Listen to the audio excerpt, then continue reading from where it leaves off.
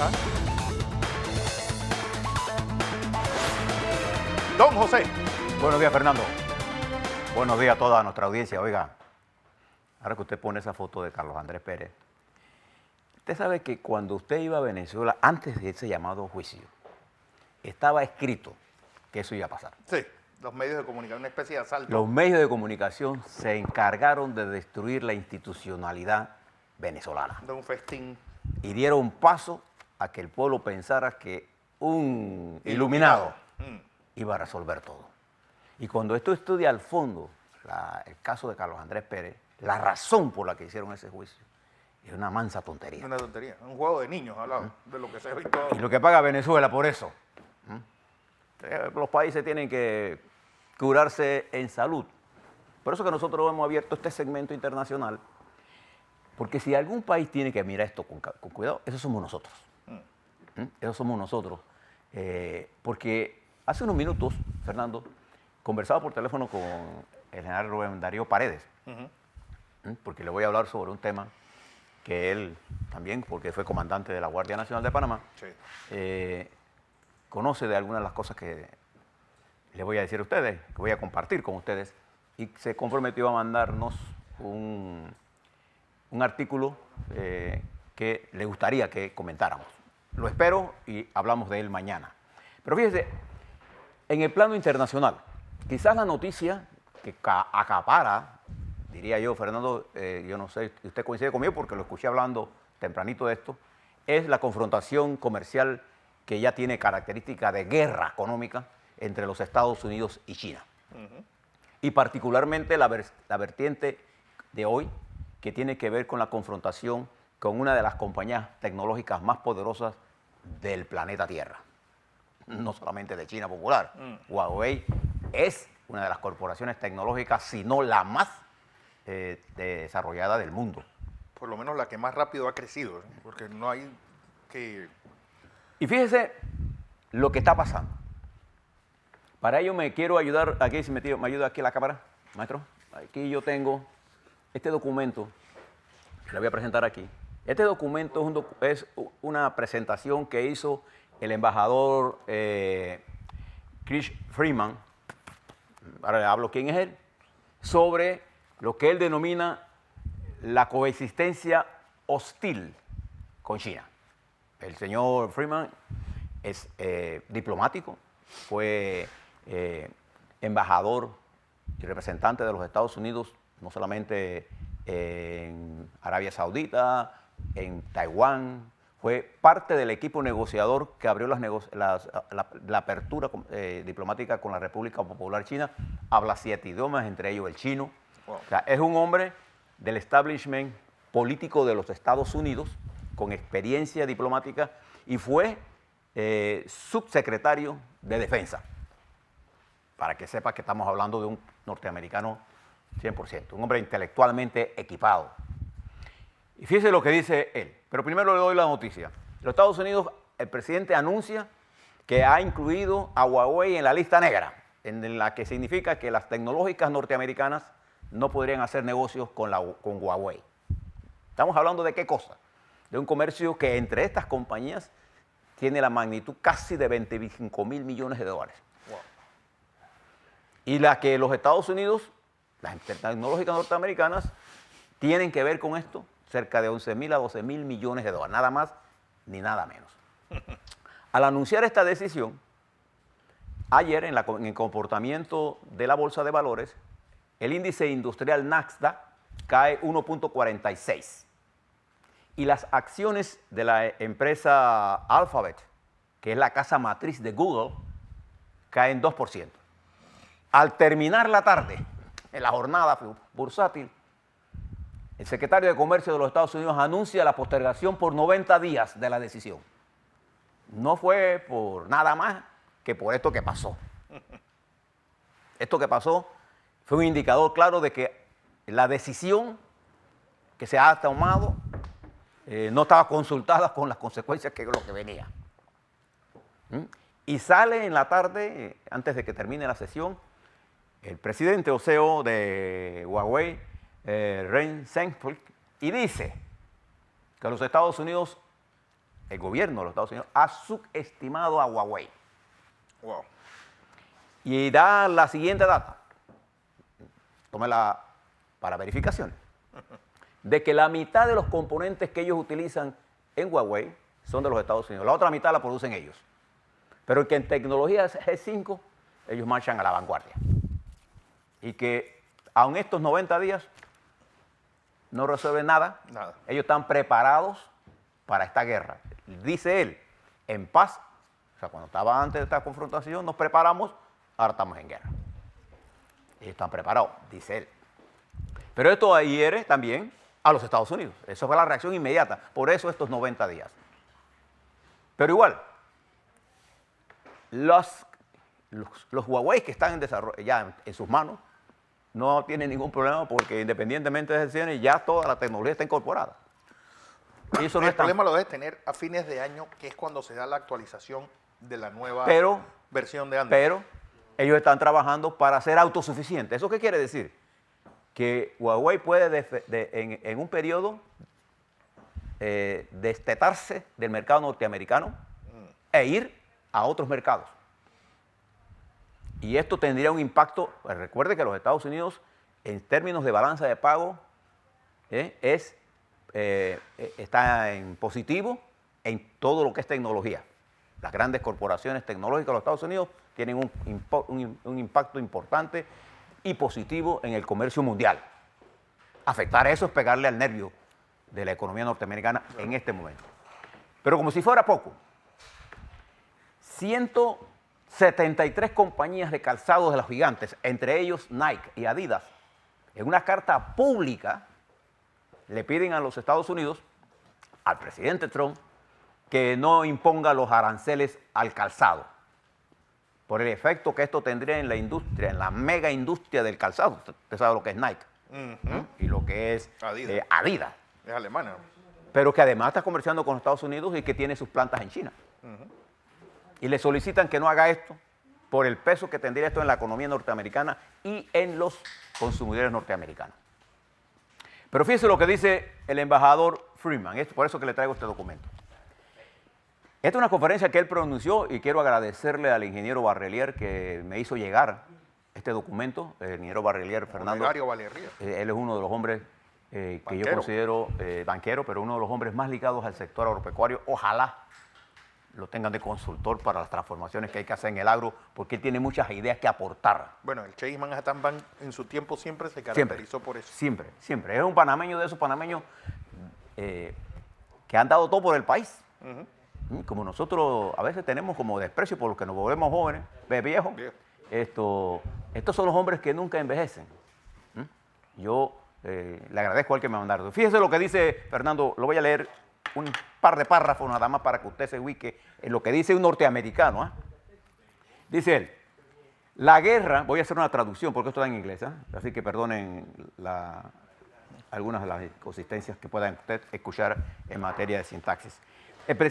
La guerra comercial del presidente Trump con China ha permitido una metástasis en todas las relaciones chino-norteamericanas. Washington está ahora tratando de desmantelar la interdependencia de China con la economía norteamericana, de bajar su rol en la gobernanza global, de impedir sus inversiones extranjeras, de arruinar sus compañías, de bloquear su desarrollo tecnológico, castigar y desviar toda su ideología, desviar su punto de vista sobre la ideología liberal y confrontar en sus fronteras el mapa de sus defensas y tener la habilidad de romper las defensas de China. Entre otras cosas, más adelante él dice que la decisión de los Estados Unidos de salirse del control de las armas de mediano alcance es para tener la capacidad de poder desarrollar esas armas frente a China. Él dice que la mayoría de los chinos piensan que en Washington hay un proceso ordenado de esta política estratégica. Fíjese lo que dice él. Ya no hay una política, un proceso de diseño políticas ordenadas en Washington para coordinar, moderar o controlar la formulación de políticas y su implementación. En su lugar, un presidente populista ha logrado efectivamente declarar la guerra y la cacería en China. Esto permite que cada una de las entidades administrativas que tenga que ver con China haga lo que le da la gana. Y esto eventualmente ha permitido que las entidades norteamericanas, especialmente lo que tienen que ver con el comercio, los departamentos de Estado, el Tesoro, la Justicia, Comercio, Defensa y Homeland Security, Seguridad Interna, están haciendo lo que le parezca con China. No hay una coherencia en la política de los Estados Unidos, dice el diplomático Friedman. Esto, que es el mercantilismo que yo les hablaba ayer, en la que el Estado interviene en las leyes del mercado internacional, ha provocado esto que tenemos ahora mismo. China es demasiado grande para que los Estados Unidos intenten bregar unilateralmente con ellos. Creo que China tiene un papel ya ganado en el mundo de la gobernanza mundial, en el mundo del comercio mundial, y tenemos que aprender a coexistir pacíficamente con reglas que todos respetemos. Estoy de acuerdo con eso. Claro que sí. Pero yo me imagino que hoy, Fernando, el departamento, aquí, nuestro Consejo de Seguridad Nacional, está haciendo un análisis exhaustivo de todo esto que está pasando entre China para ver el efecto que esto va a tener en el Canal de Panamá, porque para eso usted requiere un Consejo de Seguridad. No para estar pidiéndole a usted, ni estar pidiéndome a mí, ni está montando casos contra nadie. Sí. El Consejo de Seguridad es para mirar esto, el carácter estratégico. De hecho, el general Torrijos, el propio general Paredes, el propio Noriega, tenía un equipo político internacional que miraba estratégicamente todas estas cosas. ¿Por qué? Porque una cosa es la inteligencia policíaca para el crimen y otra cosa es la inteligencia estratégica para definir políticas que requiere de la formación de economistas, expertos en comercio, expertos en relaciones internacionales, en estrategas, que miren los efectos que esto y diseñen la política internacional de Panamá. Entonces, esto que está ocurriendo nos pone a nosotros en la encrucijada, porque Panamá siempre ha sido un país de encrucijadas por nuestra posición geográfica. Nosotros los panameños estamos inmersos, aun a pesar de nuestra pequeñez territorial y nuestra pequeñez en población, con una impronta mundial más allá de nuestras propias dimensiones geográficas y poblacionales. Y eso nos obliga a nosotros a desarrollar una inteligencia colectiva que nos permita a nosotros bregar con éxito. Nosotros logramos derrotar a los Estados Unidos, ¿no así?, con un diseño de una estrategia diplomática. Jamás le hubiéramos ganado un enfrentamiento militar. Este caballero, Friedman, que fue parte del equipo que con Nixon abrieron las relaciones con China, era también parte del equipo, yo le decía a Paredes esta mañana, de Bernard Walter, el general Bernard Walter que vino a Panamá a conocer al general Torrijos, que era el general que los había derrotado, según Bernard Walter. Y este hombre, Bernard Walter, también hablaba 7 idiomas. Entonces, yo creo que en los Estados Unidos hay una especie de desorden en el manejo de las relaciones internacionales que echa para adelante y echa para atrás. Y el problema que tienen las naciones como nuestra es que montarse en una aventura nos puede llevar a un desfiladero en la que caemos y nosotros sí no tenemos capacidad de recuperarnos como tiene la nación norteamericana, que tiene miles de cosas más que nosotros. Es una potencia y nosotros apenas somos un intento de ser un país con mayor potencialidad de que actualmente tenemos. Por eso que debemos ser más prudentes. Y esto es lo que nosotros tenemos que analizar. Por eso yo los invito a que se lean este documento. Este documento debiera estar en las manos de todos los políticos panameños y estrategas para discutir estos temas. Bien, fíjese la importancia de todo esto. En el marco de esta guerra comercial que se está desarrollando, el presidente de los Estados Unidos ayer recibió un duro golpe. Un juez federal de los Estados Unidos, decidió que la firma de contadores del presidente Trump debe entregar a la Cámara de Representantes de los Estados Unidos las declaraciones de impuestos del presidente Trump. Claro, el presidente Trump tiene la facultad de apelar esa decisión del juez federal. Pero esto vuelve a poner a Trump en lo que él no quiere enseñar, sí, que son sus declaraciones de renta. Ellos alegan que esto no le sirve a la Cámara de Representantes para legislar nada. El juez llega a lo contrario. El juez dice que esto le sirve a la Cámara para saber qué debe legislar con respecto a la transparencia del órgano ejecutivo. Esa es otra versión. Esto es un problema que está en discusión en este momento en los Estados Unidos, y en el medio de todo esto el presidente va hacia las elecciones. Ayer estaba en Pensilvania, en donde nos informaron de los Estados Unidos que las encuestas que tiene Trump por estado, porque a diferencia de otros partidos, él hace las encuestas por estado porque él quiere ganar, como lo hizo en la campaña del 16, los votos electorales, no el voto popular. Trump perdió el voto popular, pero ganó arrolladoramente el voto electoral. Estados Unidos la dirección es indirecta. Bueno, estaba en Pensilvania porque resulta que las encuestas le demuestran que Joe Biden, el vicepresidente, ex vicepresidente de los Estados Unidos, la ventaja en esos estados. Y por eso estaba allí ayer. O sea, él está en plena campaña, pero haciendo acciones que hacen temblar al mundo. Mire lo de Irán. Mientras Trump anuncia un incremento de la confrontación con Irán, Europa, su aliado estratégico, no es Rusia, Europa, el aliado estratégico de Occidente, le dice al mundo, bajemos la divulgación de confrontaciones con Irán, que no es cierto. Y la confrontación sigue. Y cualquier momento puede haber una situación fuera de control. Y entonces entramos a una guerra que yo creo que el propio presidente Trump ya ha dicho que él no cree en la guerra. Trump es más empresario que militar. Sí, ¿sabes? Él no cree en la guerra. No hay comercio. No, él no cree en la guerra. De verdad que el presidente de los Estados Unidos no cree en la guerra. Él lo que cree en métodos de presión para conseguir lo que él considera que es importante. Eso no le importa si viola o no comercio, si viola o no normas, él va a conseguir su objetivo. Yo no creo que el presidente de los Estados Unidos tenga una proclividad por las guerras. Él conceptualmente está opuesto a la guerra. No creo que... Más que alguien dedicado también a la industria del ocio, del turismo y eso. Él no cree en eso. No es... Ahora, que vaya allá o no, tiene el problema que tiene un hombre detrás de él que se llama Bolton, que es un formador de crisis donde no existen.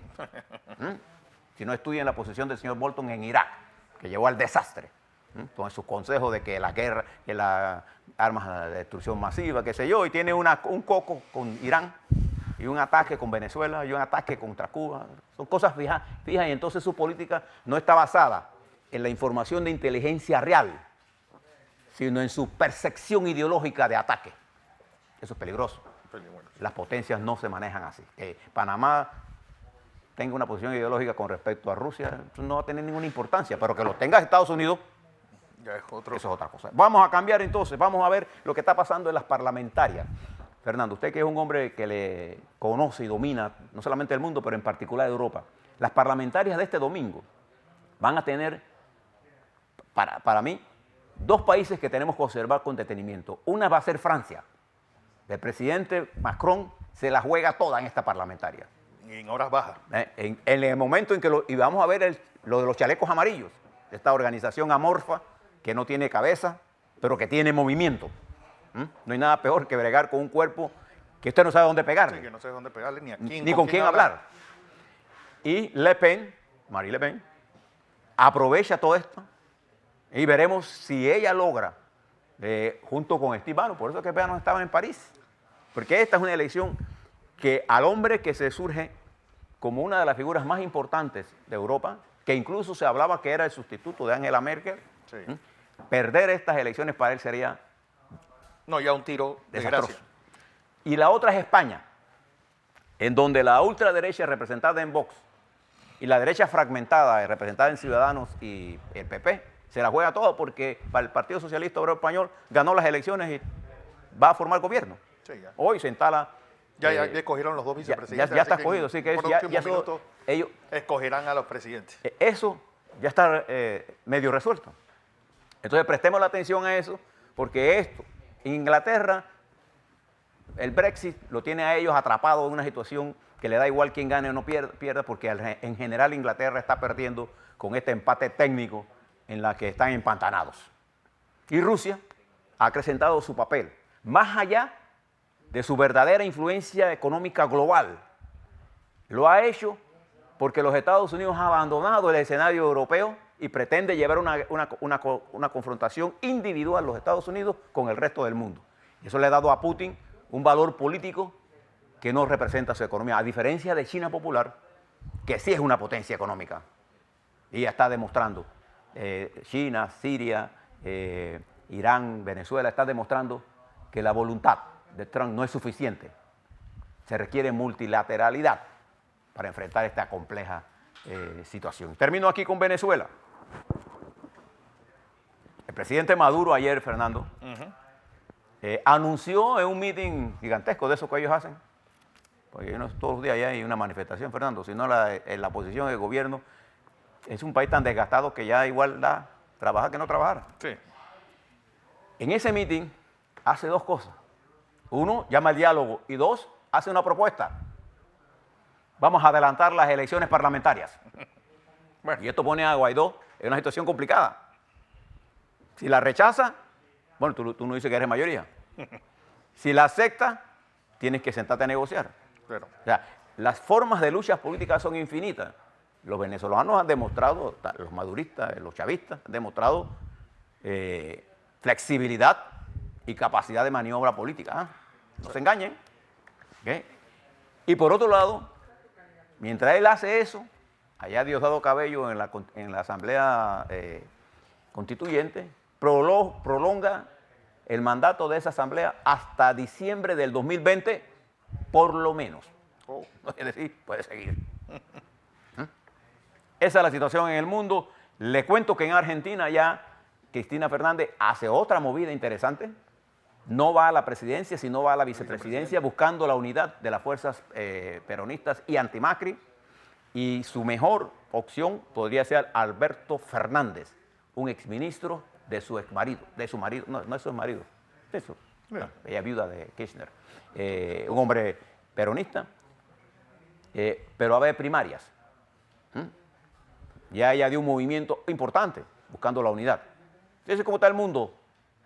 Ahora preguntémonos, ¿cómo estamos nosotros frente a este complejo panorama? Ahora le hablo un poco sobre Panamá, la reunión del presidente Varela con el presidente electo Cortizo, las impugnaciones, la renuncia de Isabel Saimalo.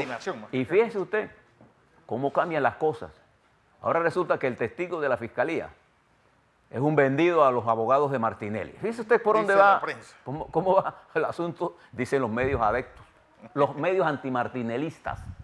Porque cuando usted es anti, de verdad, deja de ser periodista. Porque el periodista lo único que tiene que hacer es darle los hechos a ustedes, como se lo llama a usted. Y usted decide. Decide. A la vuelta. Esta interesante situación local.